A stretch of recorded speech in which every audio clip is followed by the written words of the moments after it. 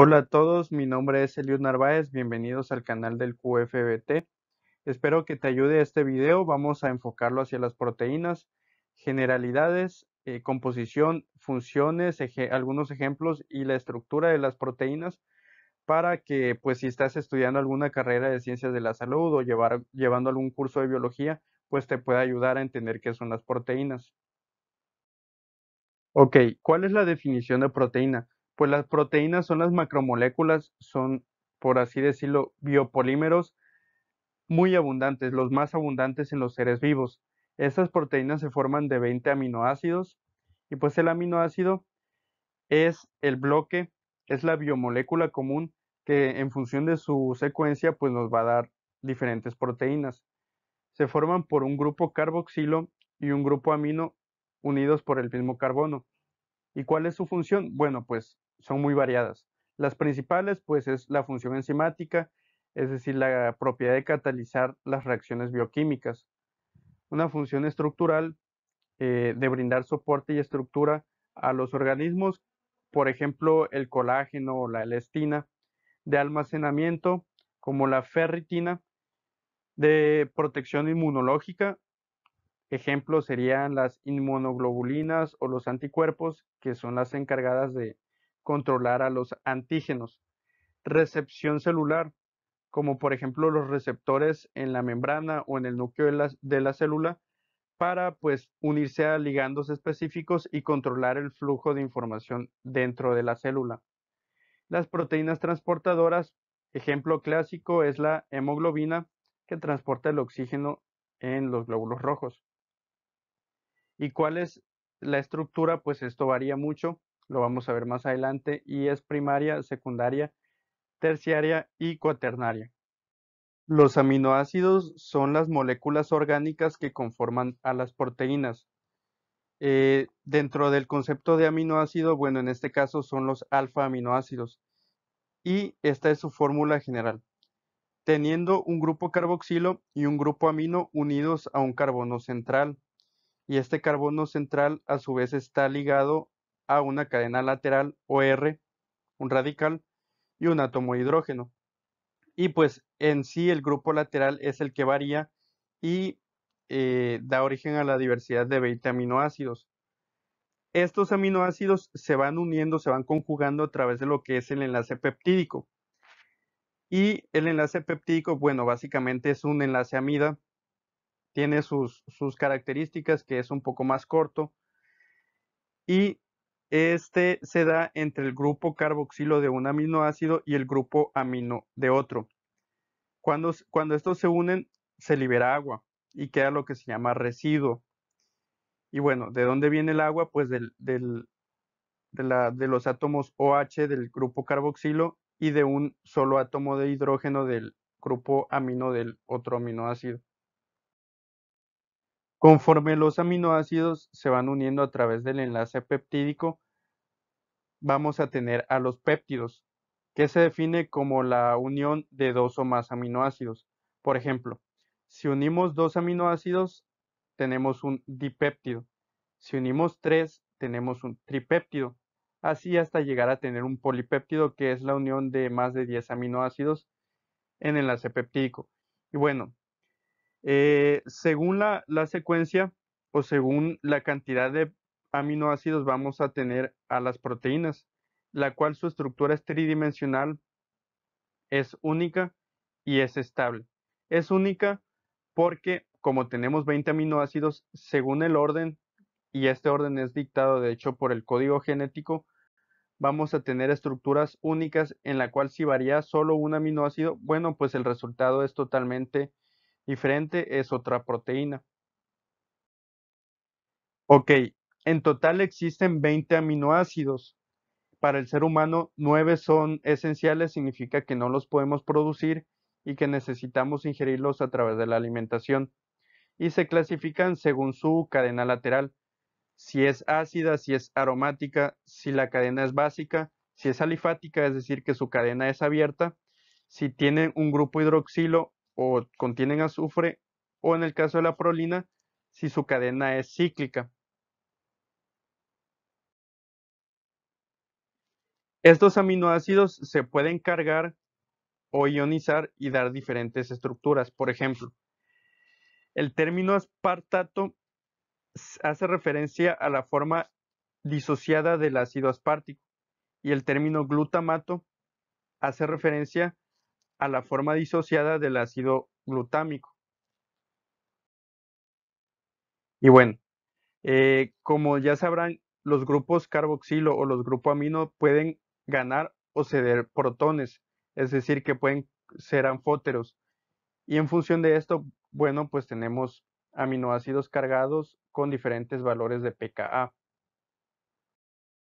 Bien, aquí tenemos el listado con los 20 aminoácidos y su abreviatura de 3 y de una letra.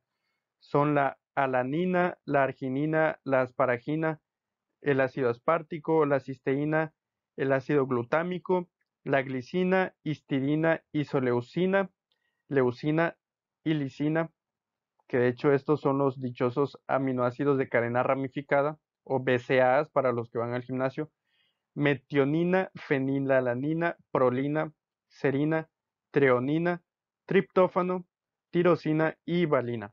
Estos son los 20. Hay un número 21 que es la selenocisteína, si no me equivoco, para las bacterias, que cambia un átomo por selenio, el átomo de azufre, si no me equivoco.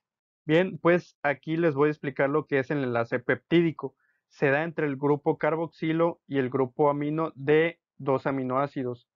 Bueno, también varía si el aminoácido está cargado o está ionizado, como les comenté anteriormente. A esto hace referencia que pues generalmente es el grupo hidroxilo, es el radical hidroxilo del grupo carboxilo y un átomo de hidrógeno del grupo amino del otro, pues dan origen a una molécula de agua. Y el resultado es el enlace peptídico. Aquí está. Bueno, en este caso en la imagen es al revés. El grupo amino de este aminoácido cede dos hidrógenos y este átomo cargado negativamente termina por formar lo que es el agua y quedan lo que son los residuos. Bueno, a grandes rasgos el enlace peptídico es plano prácticamente con un carácter parcial de doble enlace y el más abundante en las proteínas es la configuración trans, aunque pues también lo podemos encontrar la configuración cis y no tiene carga. Bien, una cadena polipeptídica pues ya se puede considerar una proteína que está formada por más de 10 aminoácidos y tiene una estructura tridimensional única y estable. ¿Y cómo la identificamos? Bueno, pues en el extremo amino terminal comienza y termina en el grupo carboxilo terminal. En este caso, pues el ejemplo es la tirosina, la glicina, fenilalanina y la leucina formando la cadena polipeptídica de esta imagen.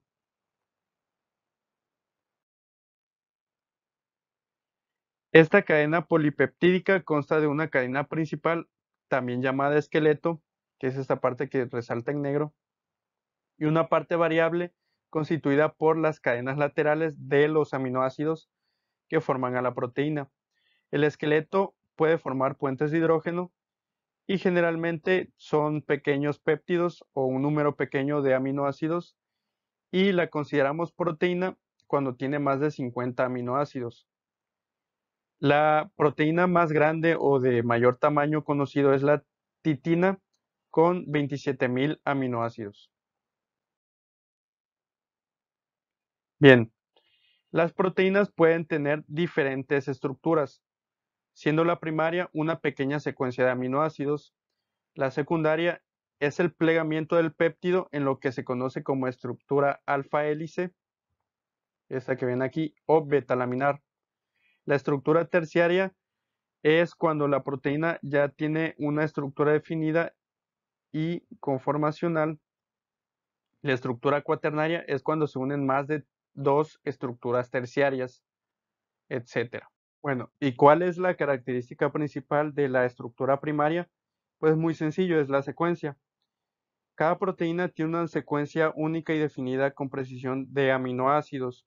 Y esta secuencia, lo vamos a ver más adelante, está dictada por el ADN, que en el proceso de transcripción se va a ARN, ácido ribonucleico, y por la traducción se pliega la proteína. Bueno, ¿y por qué es importante conocer la secuencia de los aminoácidos? Pues porque es esencial para averiguar el mecanismo de acción o el tipo de proteína, para determinar sus estructuras tridimensionales. Esto porque, dado a que los aminoácidos tienen diferentes cadenas laterales o estructuras, según su orden, va cambiando la estructura final de la proteína. Es importante también para tener datos de alguna patología molecular, por ejemplo, en mutación o polimorfismos, donde el cambiar un aminoácido por otro, pues pueda alterar la función final de la proteína y revelar datos de su historia evolutiva. Bueno, otra característica es que tiene libertad de giro, es decir, los ángulos que pueden formar los enlaces peptídicos en un polipéptido, y esto se llama ángulo de torsión. Aquí se ilustra bien.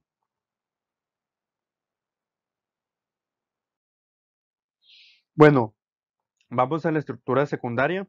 Resulta que en 1951 Linus Pauling y Robert Corey plantearon si las cadenas polipeptídicas se pueden plegar en una estructura regular y repetitiva, y para eso propusieron los modelos alfa hélice y beta laminar. La estructura alfa hélice hace referencia a formas helicoidales que se genera por la torsión uniforme de la cadena polipeptídica, generando esta estructura que ven aquí en A, B y C. Y esta se estabiliza por puentes de hidrógeno entre los grupos NH y CO de la cadena principal. Vendría siendo esto que ven aquí, los puentes de hidrógeno. Bien. Estas las podemos encontrar en sentido dextrógiro, es decir, que se contorsione en sentido de las agujas del reloj, o levógiro, que vaya contrario al sentido de las agujas del reloj. La más común, pues, es la forma dextrógira.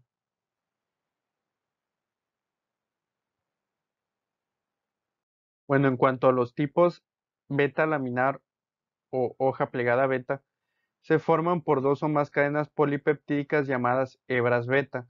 Estas hebras se estabilizan por los puentes de hidrógeno que forman las hebras o las cadenas, y en donde interaccionan diferentes secciones no necesariamente seguidas a los grupos NH y CO de los aminoácidos, unidos a un grupo CO y NH situados en una cadena adyacente, se estabilizan básicamente por este tipo de puentes de hidrógeno que ven aquí.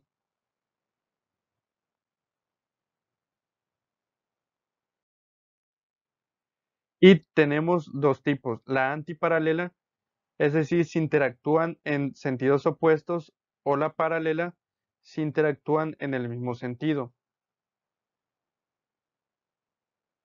Y se ve bien, pues la antiparalela no coinciden los sentidos de la cadena polipeptídica, y la paralela es cuando sí coinciden y se estabilizan de esta forma.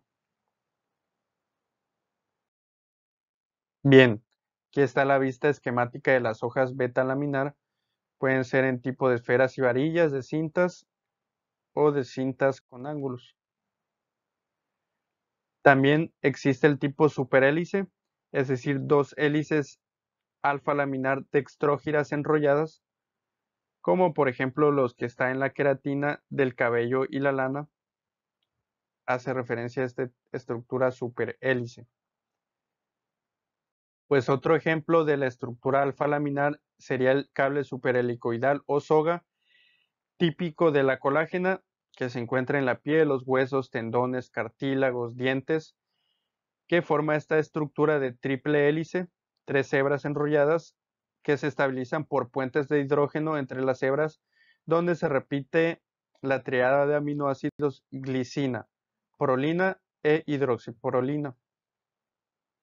Y pues en sí, en función de esto, hay varios subtipos de colágeno. Ok, Vamos ya a la estructura terciaria y cuaternaria. La estructura terciaria hace referencia a plegamentos tridimensionales, estos que ven aquí, donde la proteína básicamente se pliega sobre sí misma y ya va teniendo una forma globular, es decir, que parece una aglomeración. Y en la manutención de esta estructura participan las cadenas laterales de los aminoácidos. Aquí, pues, si pueden imaginar la mioglobina, pues la estructura secundaria se va plegando sobre sí misma y para que mantenga esta forma, las cadenas laterales comienzan a interactuar ya. Bueno, y en esta imagen ilustro las interacciones o cuál es la función de la cadena lateral de los aminoácidos para mantener la estructura globular o terciaria. Típicamente estas cadenas forman puentes de hidrógeno, enlaces iónicos y puentes disulfuro. Si recuerdan al principio del video comentamos que habían aminoácidos que tenían azufre o tenían otros grupos en su cadena lateral, como por ejemplo la metionina, y bueno, los grupos tiol interactúan y forman puentes disulfuro. Bien, aquí menciono dos ejemplos de proteínas con estructura terciaria. Por ejemplo, la mioglobina es una proteína transportadora que en su interior consta casi totalmente de residuos no polares. Es ausente de residuos cargados y se pliega para que las cadenas hidrófobas laterales estén en el interior y sus cadenas polares, que son las cargadas, estén en la superficie de la proteína. Es decir, en el interior hay cadenas laterales con residuos no cargados y las cadenas cargadas están en el exterior, en la superficie, teniendo un efecto hidrofóbico. Y pues la porina, que está en la membrana de las bacterias, en el exterior está cubierto de residuos hidrofóbicos y en el centro con aminoácidos cargados.